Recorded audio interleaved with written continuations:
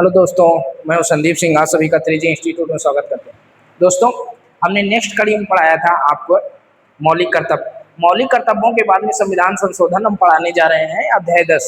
संविधान संशोधन अध्याय 10। इसके बाद में आएगा संवैधानिक का मूल संरचना। संविधान की मूल संरचना, मूल ढांचा पर बात करेंगे अध्याय 11 में।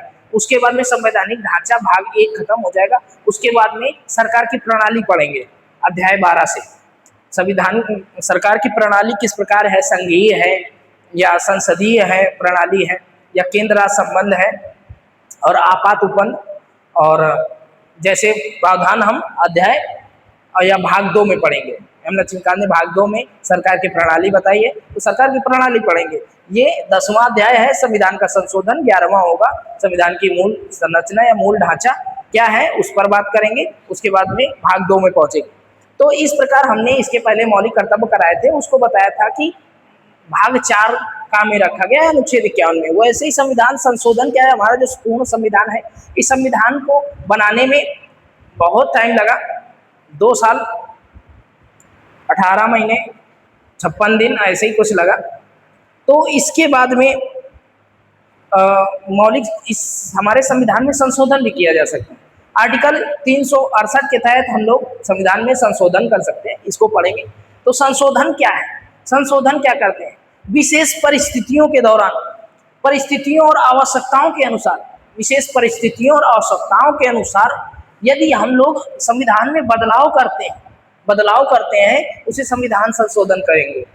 कि विशेष परिस्थितियों के दौरान हम लोग, विशेष परिस्थितियों के दौरान और विभिन्न आवश्यकताओं में के कारण जो हम लोग संविधान में बदलाव करते हैं उसी को हम लोग संशोधन कहते हैं। तो संविधान संशोधन को भाग 20 में अनुच्छेद 368 में रखा गया। संविधान का संशोधन भाग 20 और अनुच्छेद 68 में रखा गया। उसमें ये कहा गया कि संविधान में परिवर्धन तथा निरसन कर सकते हैं। परिवर्तन या परिवर्धन या निरसन, मतलब परिवर्तन, हम लोग संविधान में परिवर्तन कर सकते हैं या परिवर्धन या उसमें बढ़ा सकते हैं या निरसन या को नष्ट कर सकते हैं या खत्म कर सकते हैं। मतलब परिवर्तन, परिवर्धन और निरसन कर सकते हैं संविधान में इस संशोधन के माध्यम से। और उन व्यवस्थाओं को संशोधित नहीं कर सकते, उन व्यवस्थाओं को संशोधित नहीं कर सकते जो मूल ढांचे से संबंधित हो। केशवानंद भारतीय मामला 1973 में आया, उसमें कहा गया था कि संविधान के मूल ढांचे में हम लोग परिवर्तन नहीं कर सकते, चाहे कितना भी इंपॉर्टेंट क्यों ना हो। तो इस प्रकार हमने संविधान संशोधन देखा। फिर संविधान संशोधन की आगे बढ़ते हैं प्रक्रिया, कि संविधान संशोधन की प्रक्रिया क्या होती है।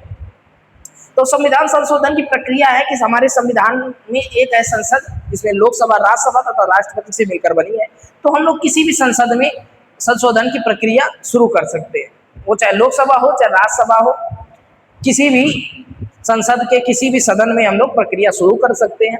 और कोई भी मंत्री हो या गैर मंत्री हो द्वारा पेश किया जा सकता है। इसको संशोधन की प्रक्रिया का जो प्रस्ताव है वो मंत्री के द्वारा या गैर मंत्रियों के द्वारा पेश किया जा सकता है। और दोनों सदनों में से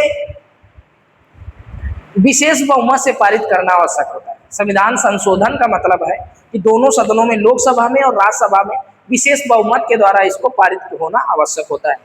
फिर संविधान संशोधन के प्रकार हैं। संविधान संशोधन आर्टिकल या अनुच्छेद 368 के तहत 2 प्रकार से रखा जाता है। एक होता है विशेष बहुमत और एक होता है आधे राज्यों से अधिक, आधे राज्यों द्वारा साधारण बहुमत, आधे राज्यों द्वारा साधारण बहुमत। पर हम आपको एक बात विशेष बता दें कि साधारण बहुमत जो है, साधारण बहुमत की बात की, साधारण संविधान संशोधन जो है आर्टिकल 2 और 3 के माध्यम से रखा गया। इसको अनुच्छेद संशोधन प्रक्रिया अनुच्छेद 368 से बाहर रखा गया है। क्या रखा गया है कि जब साधारण बहुमत से हम लोग किसी भी प्रक्रिया को खत्म करते हैं, संशोधित करते हैं साधारण बहुमत से, उसको 368 के बाहर रखा गया है, क्योंकि वो आर्टिकल 2 और 3 की दायरे में आता है। हम लोग किसी राज्य का नाम परिवर्तित करना, उसके क्षेत्र में वृद्धि करना, क्षेत्र को सीमित करना या उसको राज्य को अलग करना, ये अनुच्छेद 2 और 3 में आता है। तो साधारण बहुमत को संविधान संशोधन 368 के बाहर रखा गया है। इसको, ये संशोधन के प्रकार हैं। फिर संशोधन के साधारण बहुमत द्वारा, साधारण बहुमत क्या है कि दोनों सदनों में साधारण बहुमत द्वारा अनुच्छेद 368 के बाहर रखा गया है। इसी को साधारण बहुमत कहते हैं। अनुच्छेद 368 के दोनों सदनों से 368 के बाहर रखा गया है और साधारण बहुमत की व्याख्या अनुच्छेद 2 और 3 में की गई है। साधारण बहुमत की व्यवस्था अनुच्छेद 2 और 3 में की गई है। फिर उसके बाद पढ़ेंगे संसद के विशेष बहुमत। संसद का विशेष बहुमत क्या है? विशेष बहुमत का ये मतलब है कि किसी प्रत्येक सदन में उपस्थित तथा मतदान करने वाले सदस्यों का 2/3। विशेष बहुमत ये है कि प्रत्येक सदन में उपस्थित, मतलब प्रत्येक सदन में जो व्यक्ति उपस्थित हैं, चयनित सदस्य उपस्थित हैं, उनके मतदान करने वाले सदस्यों का 2/3, मतदान करने वाले सदस्यों का 2/3 विशेष बहुमत के द्वारा होगा। तो संसद के विशेष बहुमत द्वारा इसका परिवर्तन करते हैं। मूल अधिकार हुआ, जैसे डीपीएसपी हुआ आदि, प्रथम और तृतीय श्रेणी से संबंधित है। इसमें क्या करते हैं कि संविधान संशोधन की आलोचना भी की गई।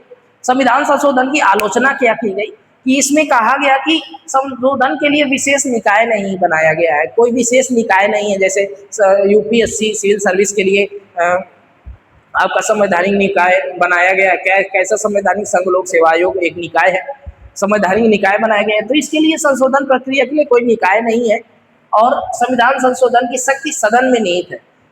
तो संविधान संशोधन की प्रक्रिया किसमें निहित है? संसद में निहित है। फिर उसके बाद में संयुक्त बैठक का कोई प्रावधान नहीं। अगर संसद में संशोधन करना है तो सब अलग अलग होगा, राज्यसभा में अलग, लोकसभा में अलग। संयुक्त बैठक का कोई प्रावधान नहीं है। और संशोधन प्रक्रिया की आलोचना में कहा गया कि प्रक्रिया को इतना लचीला नहीं होना चाहिए था। मतलब भारत का संविधान संशोधन प्रक्रिया इतना लचीला है और कहीं पर कठोर भी है, विशेष बहुमत के कारण कठोर भी है। विशेष बहुमत जहाँ होता है वहाँ पर कठोर भी होता है। तो इतना लचीला नहीं होना चाहिए, ऐसा लोग कहते हैं। तो इस प्रकार से हम लोग क्या पढ़ें, तो कहा जाता है कि ब्रिटेन का संविधान जो है आसान संविधान है, लचीला संविधान है, और अमेरिका का संविधान कठोर संविधान है या कठिन संविधान है, जिसमें संशोधन करना कठिन होता है, और ब्रिटेन के संविधान में संशोधन करना आसान होता है। तो इस प्रकार से हमने संविधान संशोधन अधिनियम 19 आर्टिकल 368 पढ़ा। अब नेक्स्ट आर्टिकल में संवैधानिक ढांचा, मूल ढांचे की बात करेंगे। तब तक के लिए विदा दीजिए और इसको माइंड में बनाते रहिए। लेट्स क्रैक इट एंड जय हिंद, जय भारत। Thank you.